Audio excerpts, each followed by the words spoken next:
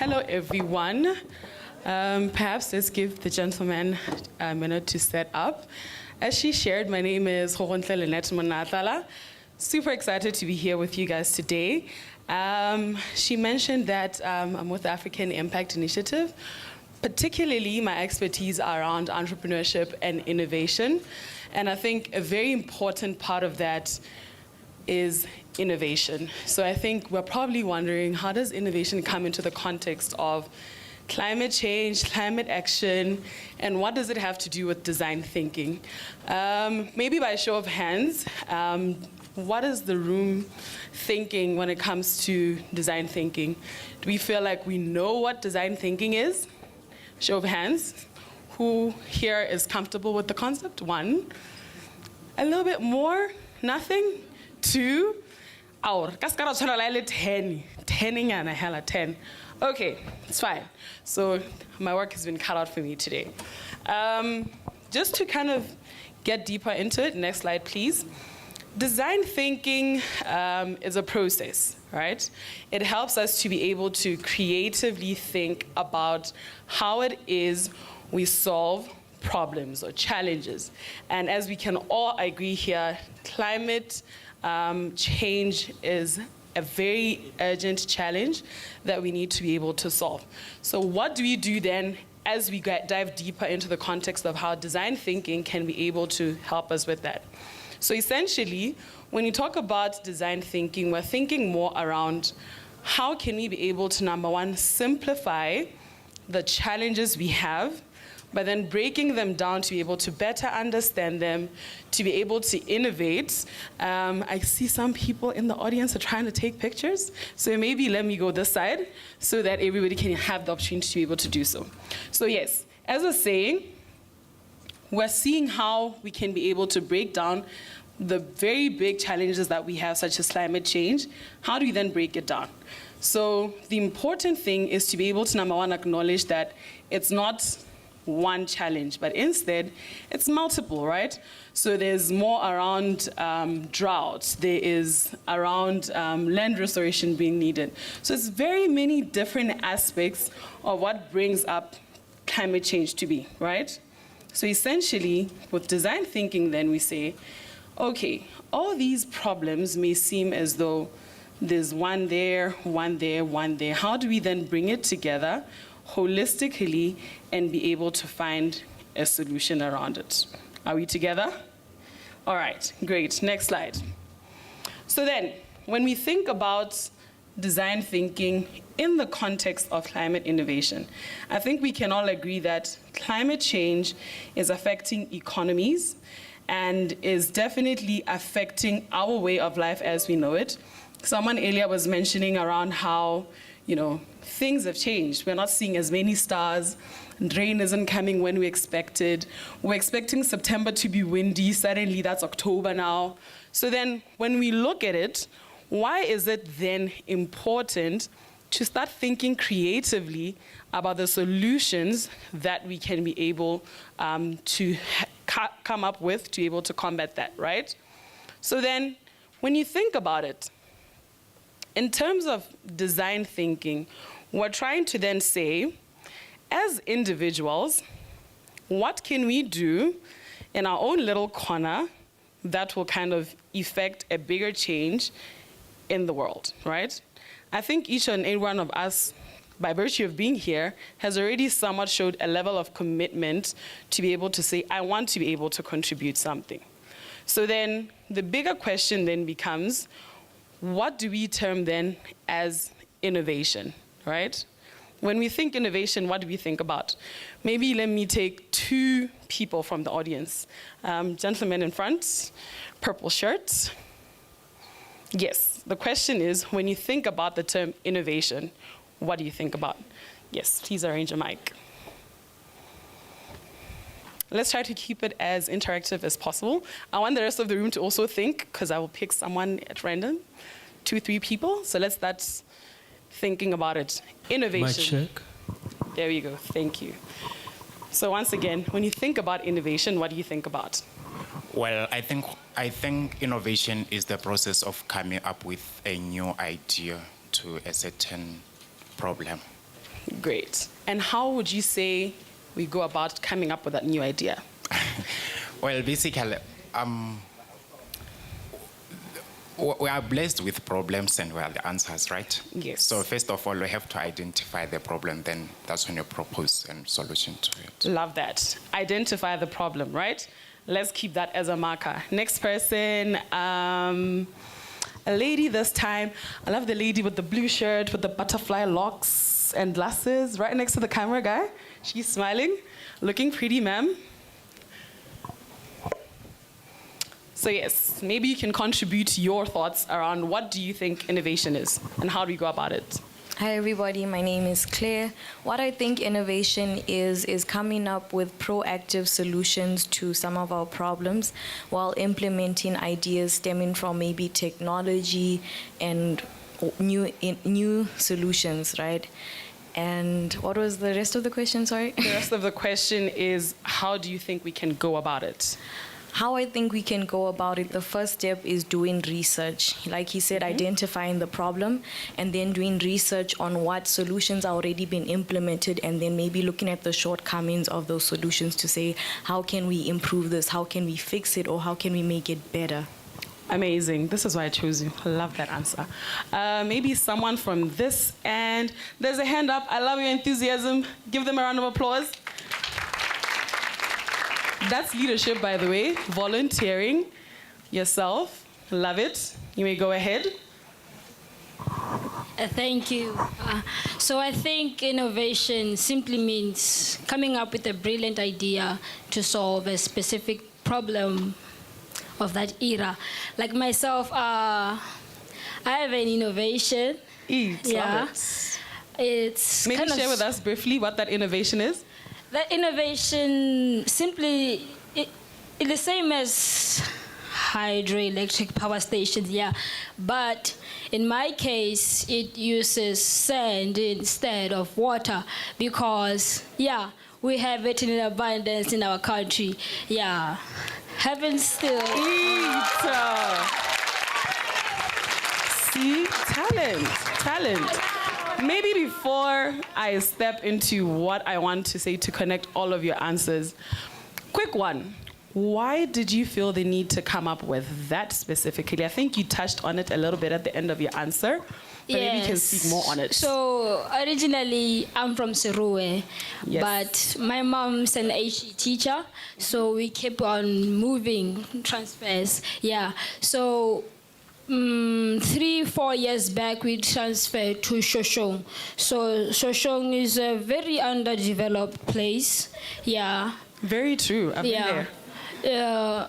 It receives very low water, yeah, and electricity too. I could go with my uniform dirty because there was no electricity to put on the washing machine. You can say I'm lazy, but yeah. So Selective participation, not lazy. Selective participation. I know the experience of having no electricity. Yeah, no Wi-Fi, no internet connection, especially that I'm a research guy. But yeah, so I came up with it while I was in Shoshong. And then miraculously I transferred here to Gaborone and then got into Marang, yeah. And there was the STEM club where I could share my thoughts. And yesterday I shared this innovation with my club leader, Majambo, yeah. So, yeah. Well done, well done. I haven't heard from her, but I hope that the response is positive. Crossing fingers for you too. I'm absolutely excited about what you're sharing. And I just want to say, whatever happens may, continue working on that idea. Yeah, thank you. People like us are hoping that you reach the great age of 18 and we can start funding businesses like yours. Yes. Because we're looking for people that are entrepreneurs and are innovators in Africa. And for the next 20, 30 years, there's money being put into the continent to be able to support people like you to make their dreams and their innovations to be able to impact everybody in this room. So thank you for that answer. Yeah, thank you. So maybe just bringing together everything that everybody here has shared, right? Let's think about what gentleman number one shared here. He said that we have to identify the problems, right? And she shared more on implementation, and maybe just leeching on to what he said at the end there, he noticed a problem, and he said it was from personal experience.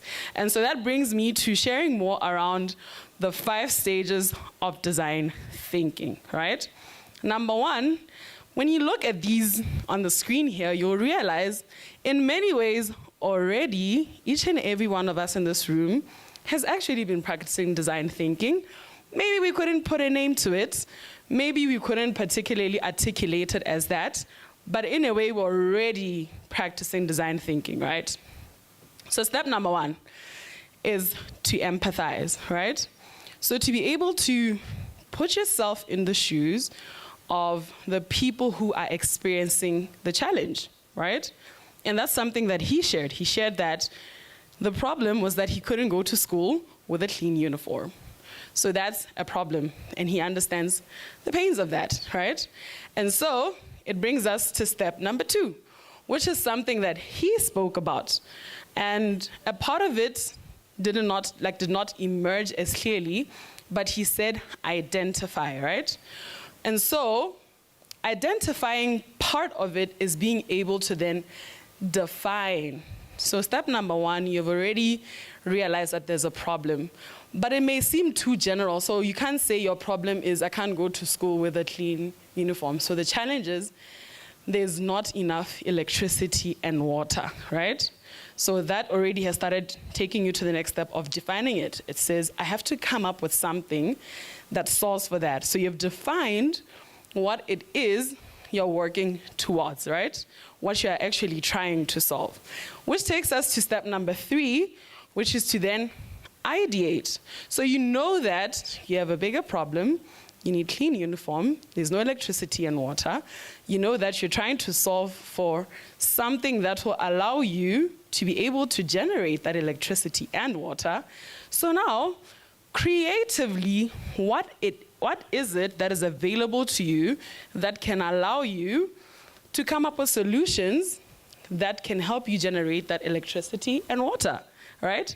So he ideated. I pretty much can bet $100, or 1,000 pula rather, that he had a couple of ideas before he landed on the one that he just shared with us, right?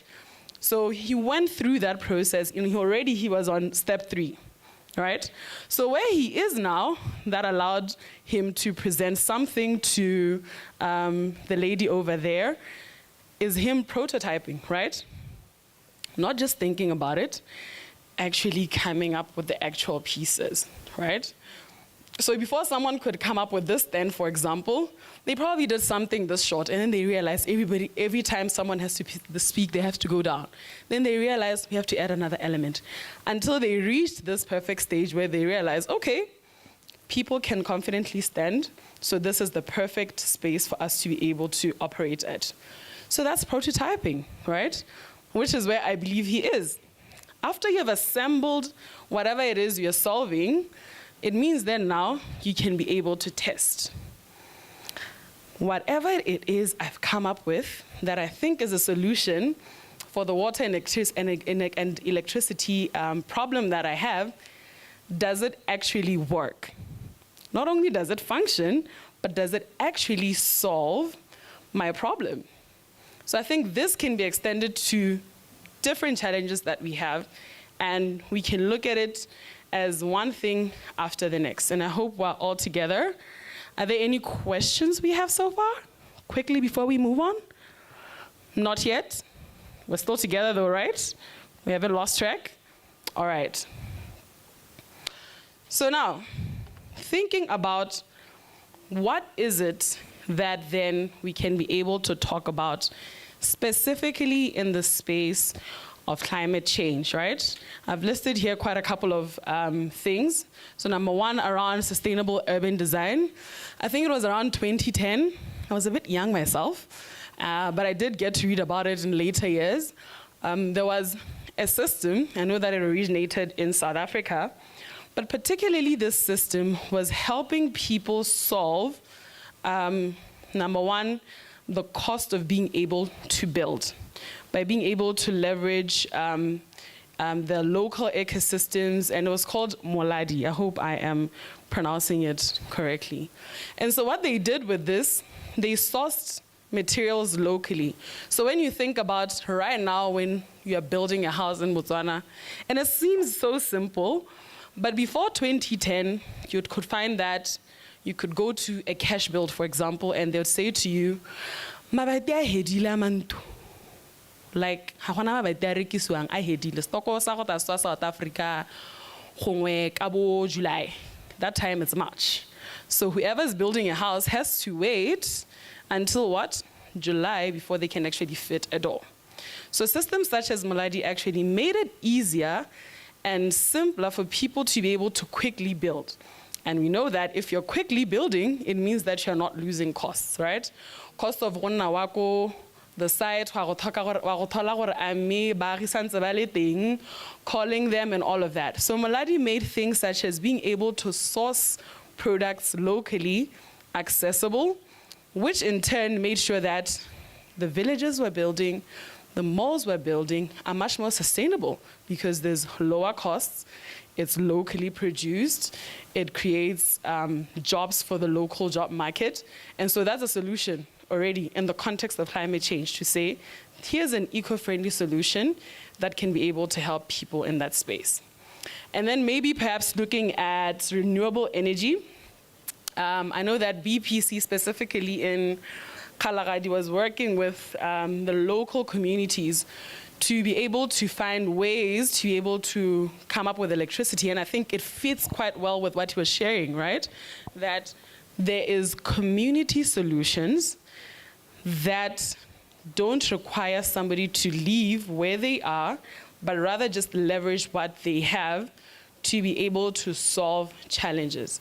So if electricity is a battle, for example, in an area such as Kalagadi, they can be able to leverage the solar energy that they have there to be able to solve it. So it continues to show you that actually we're already practicing design thinking. We just don't know what it is, right? And maybe the last example that I can give is climate resilient agriculture. I know the gentlemen from FAO are here as well. And there's quite a couple of projects that are being done around precision farming in Pandamatenga. And that's a very great example of how essentially design thinking has been adapted into the ecosystem that we already exist in. So maybe as a last closing activity before I walk off, I want us to take a minute to reflect on how we think each of us is innovating in their own space. And so I'd like to sample again 3 people to maybe perhaps share on now knowing what design thinking is. What do you think you are doing or have been doing that's actually design thinking that you didn't know it actually was? Is it clear? Yes? No? Should I reiterate? All right. Once again, I want us to reflect on what it is that we do that prior to this session, we didn't think it was design thinking. But now that you know what design thinking is, you realize that it actually is. So maybe I'll start this side. I'm going to pick on you, ma'am. My shirt. Lady, black shirt, pretty braids. Yes, you. Yes. Don't be shy.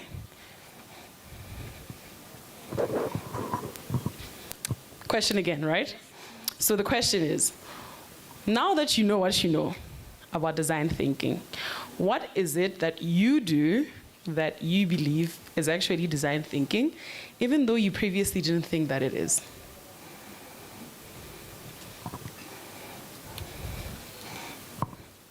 Don't overthink it. Hi. Can you give me a brief definition of design thinking again? I'll say it again. Yeah. So design thinking is going through the process of empathizing, right? Defining, ideating, and Okay. exactly coming up with something and then testing it. Well, I'll go back to the Green Business Center I mentioned earlier in the morning. Great. And for me to get there, the first stage is empathizing. You know, heat waves, and I needed to figure out what can I do to, you know, help with this, have a cooling area that's not using coal, and instead of mitigating, worsening the situation. So that's how it got me to the Green Center. Great. And then after empathizing, you ideate. You define first. You define. Yes. I guess I defined the issue and what I wanted to do to mitigate or adapt to that issue. Exactly. Yeah. Right. Great. Thank you. Round of applause. Very important work that you're doing. In the middle, somewhere at the back, a gentleman. Perhaps don't go too far. There's a gentleman in a suit with a tie right next to you. Don't look at the back, it's you. Mic check. Yes, sir. What is it that you're doing in your space that you did not previously think is design thinking, but now you realize it actually is? Hello, thank you, and thank you for the question. Thank you for the presentation. Welcome. I suppose with this newfound knowledge, I'll talk about what led me to researching the water balance of Gaborone Dam, the focus being urban water security. I guess it all started with many years ago, realizing how hot Botswana is, just realizing how barren it is, how much we clear land and water scarcity issues. This has been around 2014-15 drought. Some may remember that. So basically that fueled my idea to research water balance. So that was the problem, water scarcity. And we have a growing urban population, so which means there will always be more water demand. And at the time, I remember hearing that the Gaborone Dam was at a critical level, operating at 6%. And that you could even see old crawls from many years back. So it was quite clear that there was a huge problem. We have very little water. So even when the network came and the dam began to fill up, I was still concerned that we could find ourselves having very limited water, being that droughts are endemic to our region. So that was the problem identified and how it affected the population. So design thinking. Yes. So I then said about, okay, that is the problem. Now what could be the solution? You realize also to that problem is that there's limited research in the global south, right? So you'll go and ask questions and want solutions, but then you look at literature and there won't be any solution that are specific to our region and more specifically to our context of Gaborone or Greater Gaborone or Botswana in general. So I then set out to research water balance in order to inform policy so that practitioners could then actually work out ways of ensuring that we have ample water into the future, near future, all the way to far future. We are talking as far ahead as 2090 using the use of climate models. So that is the solution, designing the solution. And then there's that other aspect to it. So the empathy was the initial part with the heat, yeah, and then what you just shared is defining and being able to then start ideating. So in the prototyping part is being, deeper into the research. Yeah. So how did you test? Which is the last part? I'm still working on it. I'm still doing the water balance. Preliminary results show that we are heading towards a drier future. And with a growing population of Greater Gaborone, we will end up with very little coming from Gaborone Dam, but of course we have the north-south water carrier, so that is part of the solution. But even them, those dams, those are open dams, so which means the same problem that Gaborone Dam is facing, They're probably going to have as they're well. probably going to have as well. Right. Thank you. Round of applause for Welcome. him. Last person. We have a volunteer. It's strong moments. Timi ibokete ka banana. They're standing on business. Yes. Hello ma'am. everyone, my name is Kiara and I'm from Marang CJSS and I'm a member of STEM, Science, Technology, Engineering and Mathematics, and I'm a leader of Sustainable Development and Climate Change Group SDG 13. Eat, mama. So when you were talking about design thinking, I was thinking about the situations about climate change. And I was thinking about that our group, which is Sustainable Development and Climate, have been thinking of so many solutions, have been thinking of the problems. And last week on the 18th of October it was Planted Tree Day, and we had to plant a tree in our school. And we talked about the importance of trees, which there are so many importance to the trees. And it also collaborates with the problem of climate change in our country and around the world globally. So our group, me and I group, we were discussing the importance of trees, such as trees do not only absorb carbon dioxide in the air, but they also store carbon dioxide in the tree trunks and leaves, as they only store 50% of carbon dioxide. And I also thought that as we cut down those trees, we're going to be releasing more carbon dioxide than actually what it's going to be absorbing. So that's also a problem. Then we'll be releasing more greenhouse gases, which is carbon dioxide, into the atmosphere. And that is going to lead to climate change. So we have come up with so many solutions, like planting more trees. And there's this plant called the mangrove, which can supply 4 to 5 humans with oxygen and carries and absorbs 4 to 5 times more carbon dioxide in the atmosphere, which I'm sure that most of you don't know that exists. Absolutely. I didn't even know they could be here in Botswana. I thought it was Amazon things. I love that you mentioned that. So we also thought of growing these types of trees to absorb more carbon dioxide and store more carbon dioxide. Also planting more trees to fight the climate change and the greenhouse gas emissions, which are carbon dioxide also. We came up with so many solutions, even if we can, cattle, they produce this gas, which is a greenhouse gas called methane, in the excretory and digestive systems. And it's also causing,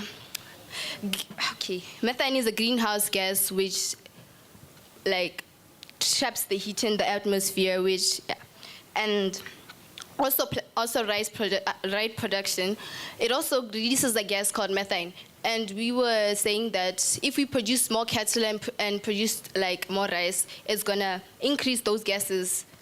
So we are trying to say that we should lower the production of those things and rear less cattle. But we also saw that the food is gonna have a shortage. Yeah. Yes. So we sort of canceled that out. And then we came up with the solution to plant more trees and the mangrove trees. That's where the solution comes in. But we haven't tested it yet because we have no funds to grow those trees and no trees and no places. And we wanted so many people to hear our solution to climate change and the emission of greenhouse gases, that we should plant the mangrove trees. We haven't yet tested that yet, but we want to test it and we need funds. Thank you for that, Kiara. I want to say thank you so much. I want to say I'm highly impressed with the level of articulation, number one. Number two, just the sheer audacity to be able to tackle such big challenges. you're on the right path. And not only are you on the right path, but you're thinking about global challenges that global leaders are also trying to find solutions to. So definitely continue applying yourselves and make the internet your best friend, because there are definitely a lot of opportunities that apply to you guys that can be able to give you the opportunity to expand more on your ideas and actually bring them to life. So well done on that. Round of applause for them once again, please. So maybe just as a way of wrapping up and just as a motivator of sorts, I want us to just take 2 minutes and for me to just share with you guys that innovation is highly critical for us to be able to actually see sustainable action around climate change. And I want us to maybe step away from the big words and kind of consider, no matter how small we may feel whatever it is we're doing in our little corner is, that is innovation. Nobody knows the challenges we face better than we do. So whatever it is you're experiencing in your little corner, try to creatively solve it. Because best believe somebody else cannot come from outside and understand your challenges better than you do. So that's the importance of it. And that's why I'd like to reiterate again, empathizing a lot. So maybe just to tie that together with some of my expertise, like I mentioned earlier on, my work is in entrepreneurship. And I know as innovators in the room, there's a lot of business people here as well, we constantly think about, there's a lot of funding out there in the world. How do we make it accessible to us? How do we actually get our hands on it? This is the way. Any investor such as myself that you meet will tell you that, number one, they want to see a clear understanding of the challenge that it is you're trying to solve. I believe if any one of you has come up with a pitch, I think the first thing everybody always asks of you is, do you have a problem statement, right? They are trying to see how much it is you have really dived deep into understanding the problem at hand. So it's very important to do that. Step number 2, be very clear about what it is you want to work on, which is defining, right? I know that a lot of times we are victims to trying to solve for everything. Pick one thing, be very clear about it, and stick to it. I'll give an example. In the world of academia, there is this thing where we say, yo, people from Southern Africa are so smart. Everyone is doing something grand. And then you go to Harvard, and you realize someone's master's thesis is why teaspoons are disappearing in the cupboard. Quite literally, there is that thesis research from Harvard Business School. Someone is simply researching, why are we always losing teaspoons, right? So that shows you that that person has realized that sociologically there's a problem. People probably feel like teaspoons are not a big thing, even if I lose it, it's whatever.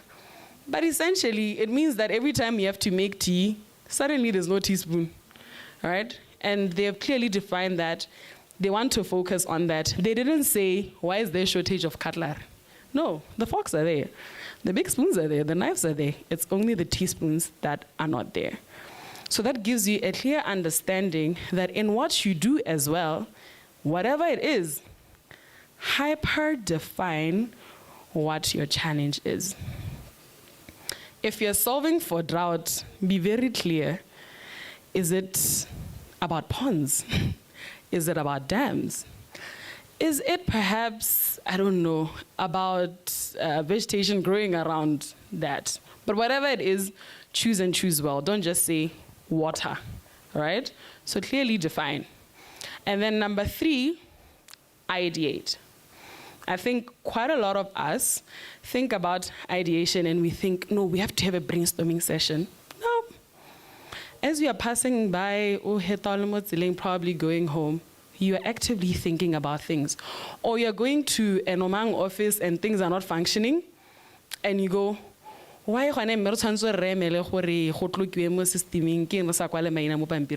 right?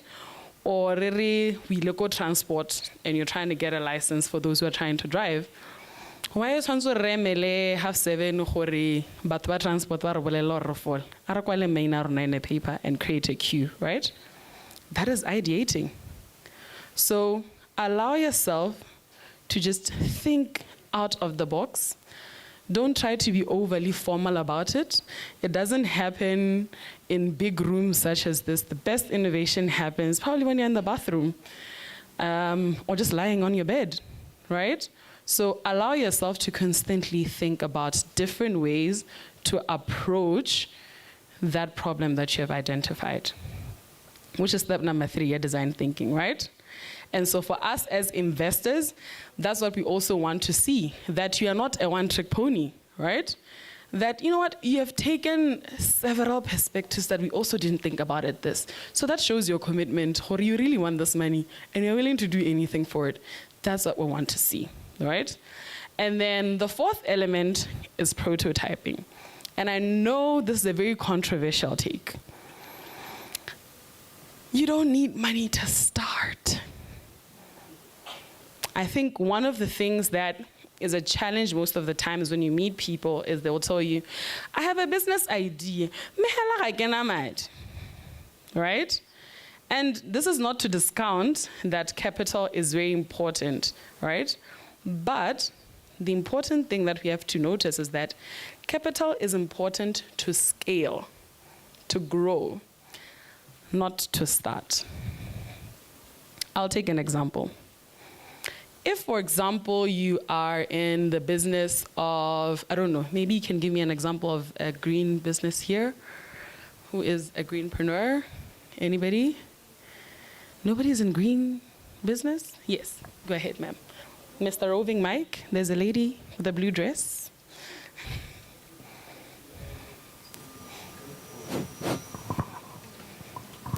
Yes. Okay, can you please repeat the question? Yes, so I was asking, maybe perhaps you can share with us what is it that you do in green entrepreneurship so that I can give an example of how you can start without actually having to put in a lot of money. Okay. Back in 2020, I bet we all had a question when we're faced with a lockdown, where are we going to get the food if it gets depleted? Yeah. So what I did is I had an experience with my backyard garden. There was a lot of evaporation, and hence during the day the plants would wilt.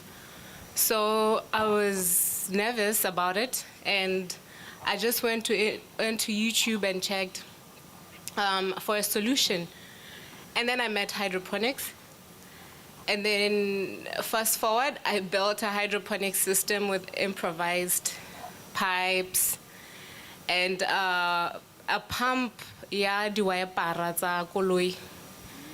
So from there on, I thought I was going to sell the crops, but then people wanted the system. So I pivoted to a better market where that is producing the systems themselves. So right now, from the prototype, I could interact with the customers and get to know what they want most. So it helped me to discover this market of hydroponic systems, and now for the systems, and now I want to 3D print the components. Yes, yeah. Thank you. That's all. See, I love it. And she mentioned critical information. Number 1, I sit with the full awareness that YouTube is a privilege. Not a lot of people have that. But I will say, having been to other African countries, Botswana is absolutely blessed with information access. There are a lot of libraries here. People do not have libraries out there. We have libraries, and we can be able to do better to be able to actually go there to access information. There's a lot of resources from organizations here. I mean, speaking from example, as far as I know, but you can walk into any office and ask And though sometimes they'll give you the runaround, eventually though, you will be able to get someone who can give you guidance on where to get what, all right? And she mentioned something important that she said, she improvised. I think we don't have enough of a culture where we allow ourselves to just use what we have. It doesn't have to be grand, but as long as you show some level of, I've tried it out with the little that I do have, that's what an investor is looking to put money into. Because think about it. If right now I was to come to your house and was like, ke bone di kamela ke ne ke bua le bangwe ba tswa ko Egypt ba re ba ka mpha di kamela di le 4 mphe 2,000 and I'll give it back to you. You have no evidence, right, that I'll be able to bring back that money. You've not actually seen it in practice. So essentially, that just shows you that you have to show something for other people to give you something. So that's pretty much all that I wanted for us to be able to discuss today and give you as a motivator to think more around design thinking as a way of ensuring that your ideas are validated and you get access to the funding that you may need. I hope this session has been helpful to everybody and we can think more about how it is that we can creatively approach climate change and have sustainable climate action. Thank you guys. It was awesome being here.